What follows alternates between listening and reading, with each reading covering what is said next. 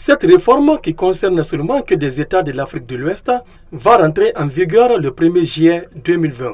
Mais dans un premier temps, il s'agira simplement de changer de nom. Ce n'est que plus tard que les États africains qui utilisent le franc CFA devraient envisager une rupture de la convention qui les lie avec la France pour obtenir l'autonomie du contrôle de leurs réserves d'échange. Pour cet économiste, la création de cette monnaie unique appelée ECO va permettre à l'Afrique de booster considérablement son économie.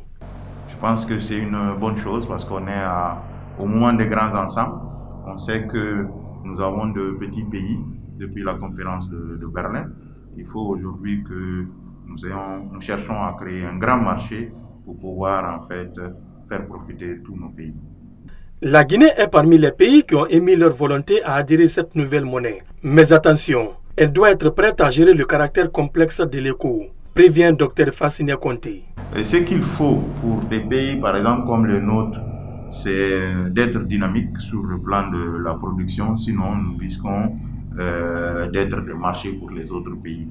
Voilà, donc je pense qu'il faut à l'interne qu'on puisse s'organiser pour que nos structures de production également soient dynamiques, pour que nous aussi nous puissions amener quelque chose sur le marché sous-régional. Récemment, le Nigeria et plusieurs d'autres pays d'Afrique de l'Ouest, notamment anglophones, ont dénoncé à Abuja la décision de remplacer le franc CFA par l'ECO.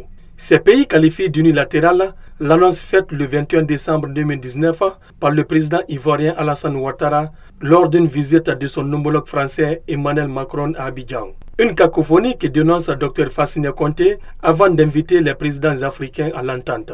Aujourd'hui, on veut aller vers l'ECO, mais il faudrait que nous soyons indépendants de la puissance coloniale. Donc, malheureusement, la Côte d'Ivoire, avec la visite du président Macron là-bas, est allée un peu vite en pensant mettre en place une monnaie au niveau des pays de l'UEMOA, remplacer le CFA par l'ECO, ce que des pays anglophones, par exemple comme le Nigeria, trouvent inacceptable. Donc, je pense que la monnaie, c'est une question de souveraineté. Donc, il faudrait vraiment que nos chefs d'État puissent s'entendre pour pouvoir en fait aller au bout de cette union économique et monétaire. En Afrique, seuls 9 pays impriment leur monnaie sur place et non dans un pays étranger. C'est le cas par exemple du Nigeria, du Ghana, de la Guinée ou de la Gambie.